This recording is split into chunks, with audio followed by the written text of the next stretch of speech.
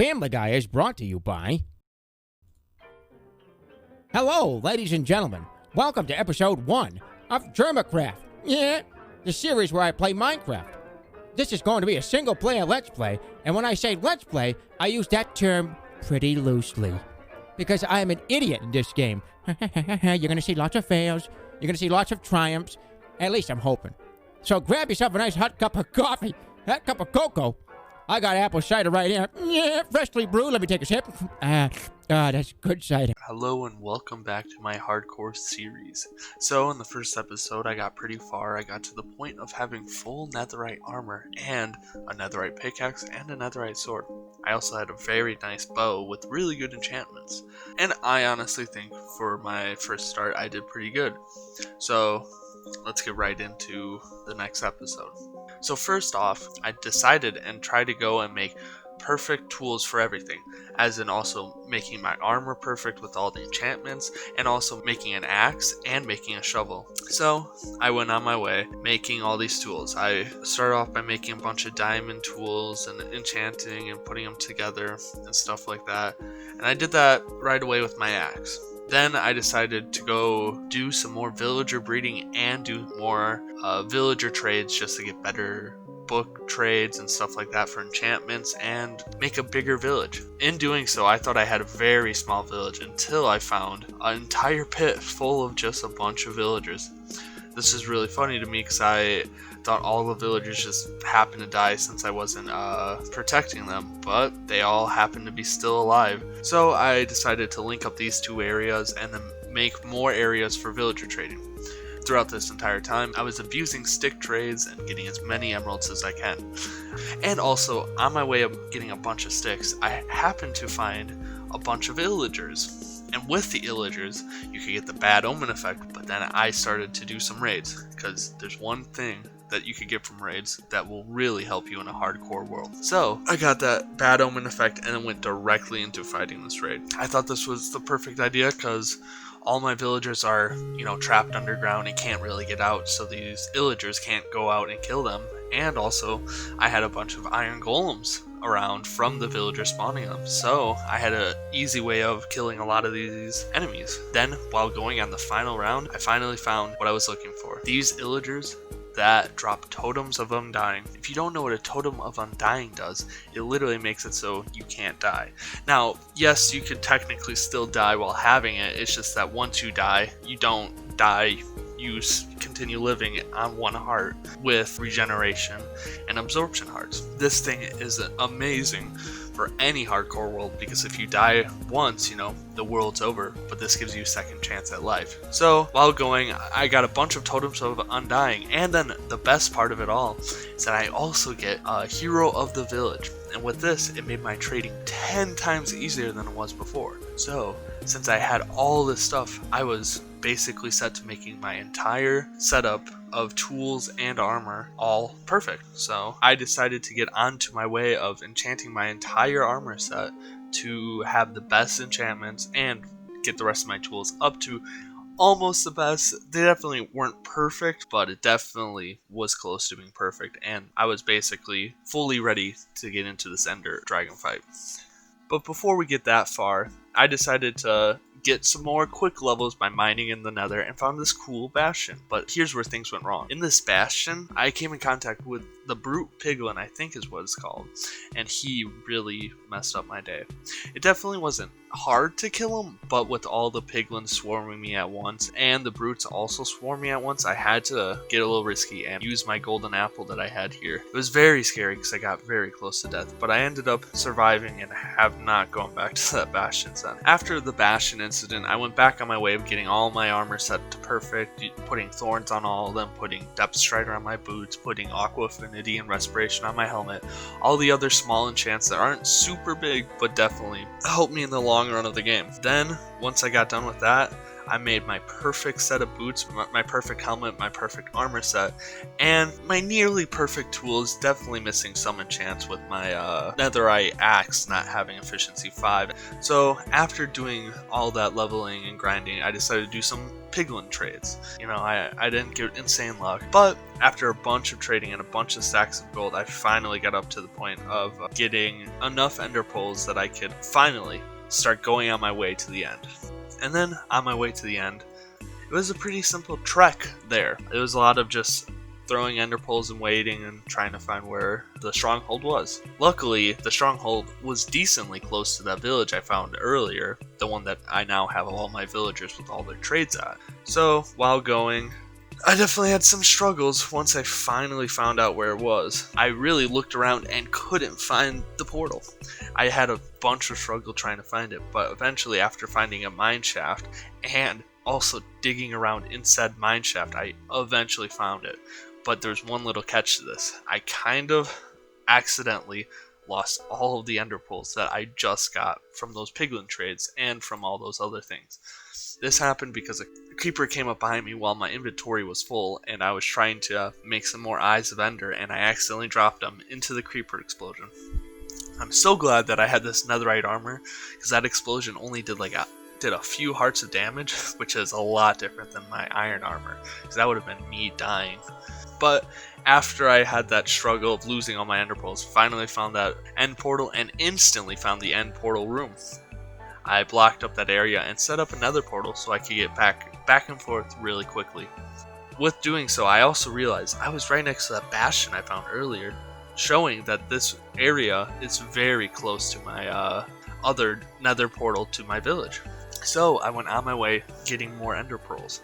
The way I started doing this, because I thought it was very costly and hard last time by trading, I decided just to kill a bunch of endermen. With my looting 3 sword, this went actually very quickly, and it was a lot quicker than you would expect.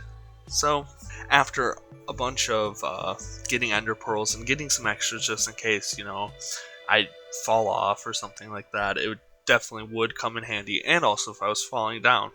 So, I got back to my base after doing this, and I got prepared for the end fight. This is the pinnacle of the series.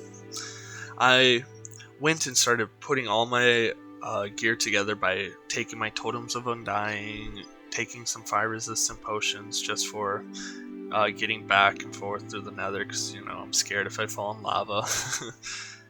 And then I basically got as much stuff as I can to get as ready as I can for the fight, and went back to the fortress. Once I got back, I put all my eyes of ender in, and I was ready to go in.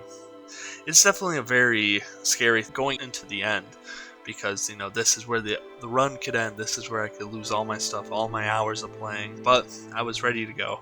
So the end fight was actually pretty easy, surprisingly. You know, all you had to do was just shoot out a bunch of end crystals, which really doesn't take a bunch of time. I'll do a little compilation here. So like, and I only really struggled with a few of these end crystals. These end crystals that I had the most struggle with were the ones that were very high in the air, and it was very hard to, or at least for me, to get my arrows up there to destroy it. So after a lot of moving around and a lot of trying things, I eventually got the final 2 crystals after some 6 shots, and then I was ready to fight the Ender Dragon. The fight after this is actually, surprisingly, really easy. I never really thought of the Ender Dragon as being a tough fight, but, you know, I definitely think there's some daunting task about fighting the Ender Dragon at the end of the game, especially because not a lot of people actually finish the game. A lot of the time they get to a certain point and then just like either stop or just like build, you know. It's not a lot of people's number one thing in doing in the end fight. So the Ender Dragon wasn't too hard. It was just a lot of good sniping. I didn't have any real scares while getting flung in the air. And then I need one more shot. I tried to do something cool, try to get in like a memorable spot, you know, like right above the end portal or stuff like that. But then I just decided, you know what, let me get it over with, and I shot him. So I took that dragon egg and went back home. It's very nice. Beating the game definitely isn't as stressful as you would think, because I've also done this multiple times, and I've also had maxed out gear, it isn't as hard as doing it in full iron with like a normal bow.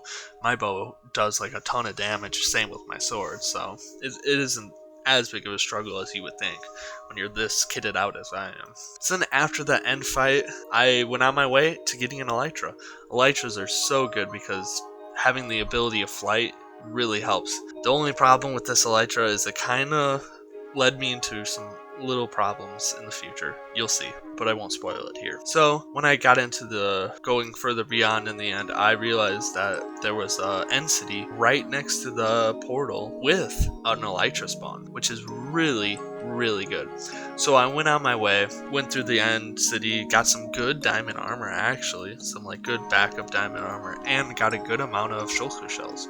This really helped out because shulker boxes are a really good material to have and really good for keeping material. Then I went up to the area where the end ship is, and I threw an ender pearl, risky one here, but got directly into the end ship, got these instant health potions and my first elytra, which is pretty nice. With this elytra, I flew back to my portal and then went back home because the elytra is all I really needed right here. After I had that elytra secured, I went on my way to fighting the Wither.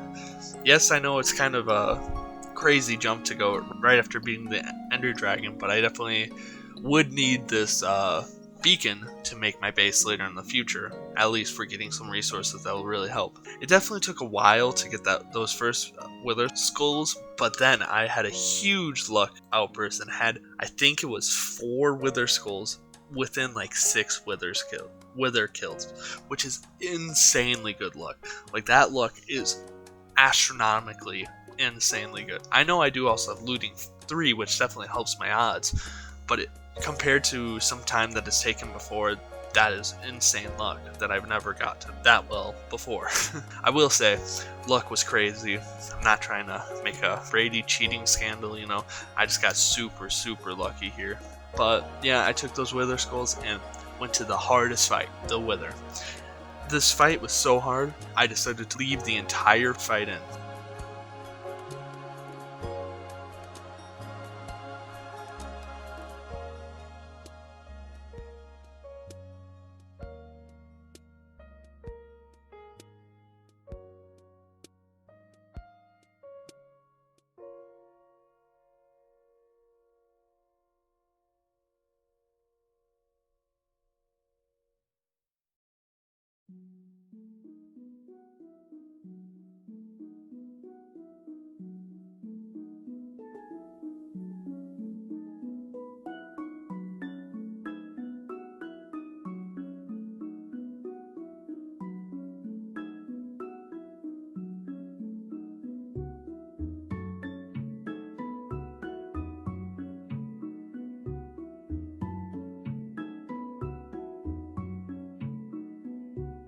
Wow, that fight was really hard. Ooh, I mean, that like minute of fighting cheese.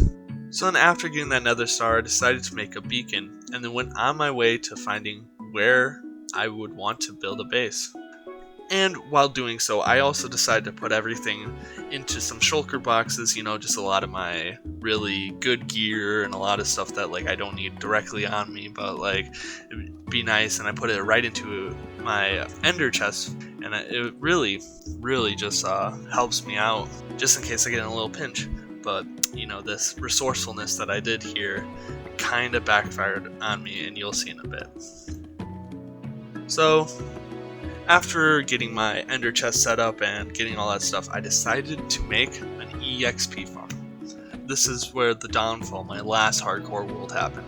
Let me explain a little bit here what happened. Basically, on the part where I have to get an endermite, I kind of accidentally died to the endermite because throwing down a bunch of ender pearls and getting endermites lower your health, and then I didn't want to lose the endermite, so I kind of jumped off and fell to my death. It really sucked, but here's where my redemption arc comes in.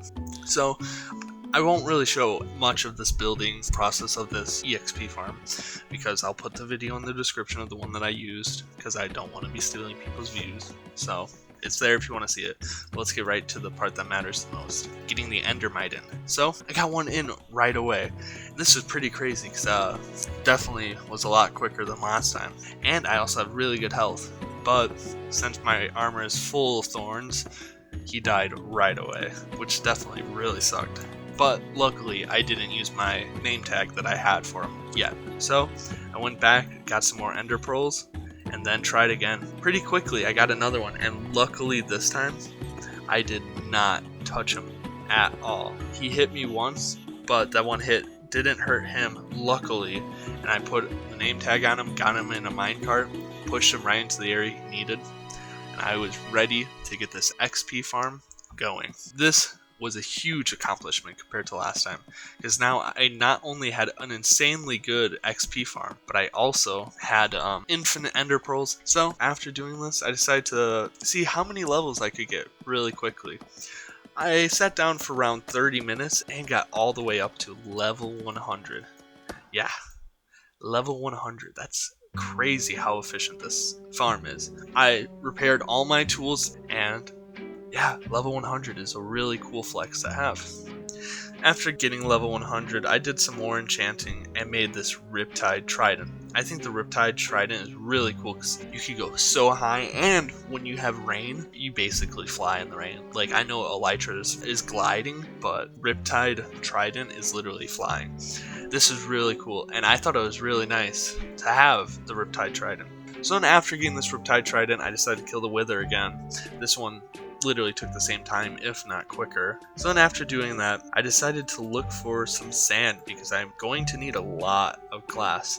This is where my problems started happening. My game crashed. And typically when your game crashes, it saves from the last save point. So that was good because it did do that. But one thing that happened that kind of sucked was it lost all my achievement history. So if you see now while I'm playing the game that I get achievements like here and there, some like re-getting achievements, it's not that I died and I'm cheating, it's because my game crashed and nothing evident enough happened that like I would lose anything other than achievements. So that kind of sucks, but then after a few crashes and restarting my PC, I finally found a nice desert. I got a ton of sand from this desert and then went on my way to smelting all the sand to get a good amount of glass. I really need glass because I think it will be a really cool part of my base, and you will see that in a bit. Or after getting all my glass, I decided to make an iron farm so that while I was AFKing, while smelting all my glass, I could get a bunch of iron for my beacon, so then I could get a bunch of stone to use on my base. This iron farm isn't the most efficient iron farm, but it gets the job done. I also decided to put this iron farm in the description just in case you want to know how to do it. Not stealing views, just go in there if you want to see it. So while doing all this, I also decided to, since I saw bee nest over the yonder, or I started becoming a beekeeper. I thought this was a pretty cool pastime to do while waiting for my iron and my glass to smelt. So I got as many bees as I could. I definitely got some really cool shots of the bee that I will put in right here. Then after that, randomly it started raining, and now you could see the true potential of a Riptide Trident. So then after playing around a bunch in the rain, I decided to get on my way to start using my first beacon, which was pretty cool. Got a good amount of stone right away, but then this is where disaster struck. I happened to not be recording during it, but basically I went on my way to start to look for more food. I was running really low on cooked beef or steak, and I really thought that's one of the best food sources. So I went on my way to killing a bunch of cows to get a bunch of cooked beef, and my game crashed. Now typically it happened multiple times before, which definitely sucked, but it wasn't as bad as what happened here. Basically what happened here was that when it crashed, it lost all the stuff that I recently moved through stuff. And basically by that meaning, I moved my valuable chest, the one with all my diamonds, my totems, and all that good stuff that like you don't really want to lose. Yeah, I accidentally moved that in between this glitch and lost all my extra loot, lost my trident, lost my shovel, lost my axe, and lost my elytra. So after being very sad that I lost all that, I went back on a huge end bust looking for a second elytra. I went through multiple end cities here, and I never really found one that had a end city ship until the 4th or 5th when I finally found one. It was such a pain going all the way to get it, but I finally got a second elytra, flew all my way back, and then put back on my mending and unbreaking enchantments on it. That was my first step to getting my tools back. Then, after doing that, I also went on my way remaking all my tools and getting back to basically around where I was. So then, after finally getting back all my materials and stuff like that, and mining resources, getting a bunch of stone, getting a bunch of nether brick, getting a bunch of other resources that are going to be used for this build, I finally was on my way to making my mega base. Now, my mega base isn't really huge yet. I definitely think I will be adding more on as I go, you know, maybe adding some cool towers or walls around it, or adding onto the village actually. It's definitely a really cool base that I made. But first, I had to burn down the local forest because there were a lot of trees there. So after a bunch of burning, I really opened up the area and also did some terraforming, making some flat land so I could build my base. Then I just started going on the layout. I made this entire base in a creative world before I made the base in the survival world. Mainly because I didn't really know my full idea of what I wanted to do or if things will look cool. But then after doing a bunch of different designs and stuff like that, I finally came to one that I really liked. Then it was time to start transferring that design into my hardcore world. This base took a lot of time to make, like a very good amount of time. So I went on building the base. I went through quite a few hiccups right away because I accidentally mixed up the sizes of it and really made the base too small at first by mishap. But after a lot of changing things, going back and forth, doing a lot of stuff, it finally came out nice. My entire idea of the base was to make this cool looking pyramid thing. I really only came up with the idea late one night while trying to fall asleep because I didn't know what to do for a base, and I thought it looked really cool. Then while testing out a bunch of different designs and doing a bunch of other stuff in creative, I finally came down to a design I really liked. And I think it really came out cool because with this base, especially with these glass towers that I started to make, or these glass little things, it really kind of looks like a villain's base. Now, I know making a super villain base isn't like really cool, and that wasn't really my full intention, but I think it still stands out as a really cool looking base, at least one that I think just like looks really nice. And also, I'll say right now, shout out to Nicholas Peterboy, or I don't know his channel, I'll probably put it in the description. He helped me with the design of the glass structure because I'm not in architecture school like he is, so it really helped having him give me some more ideas to decide on. But yeah, it's basically just a super villain's pyramid, and I think it looks really cool. While going on the building of it, I definitely went a lot back and forth looking for to make sure the dimensions were right, because while building it first, the dimensions were off by quite a bit. But after a lot of frustrating time, I finally got it to work. This whole process took a lot of time, a lot of resource gathering, and a lot of just patience, you know, testing out new things. Definitely was not a hard base to make, but it was definitely frustrating at times, but I'm very glad with what came out. So after a lot of building, I decided to make each of the glass towers. I made 8 in total around the entire base, and here's where I got the entire bottom of the base done. So then after getting this cool middle layer done, I got to working on the top layer. The top layer definitely wasn't as hard. It was actually a lot quicker and a lot easier to do than doing the bottom layer, because the bottom layer is a lot bigger and a lot more thought has to go into it. I finished it all after AFKing for a lot of red nether bricks. Red nether brick really takes a long time to make with just growing a nether wart as fast as you can. But I finally, after a long time, got this cool base. I took these really cool shots of me flying up and flying around the base. It looks really, really cool. I really enjoy the base. I think it is a really nice base. So then before this video ends, I did a little bit more on my base and I decided to make these interior walls and these little rooms on the side. I have some more plans that I'm not gonna say right now, but as of right now, I do think this looks really nice. It was a lot of testing things out and going for a new design, because originally this wasn't what my design was in the middle or the center of the base, but I think this really looks a lot better. Basically, I added these basalt pillars with the red nether brick in between, with blackstone also in between, and I think it came out really looking really nice.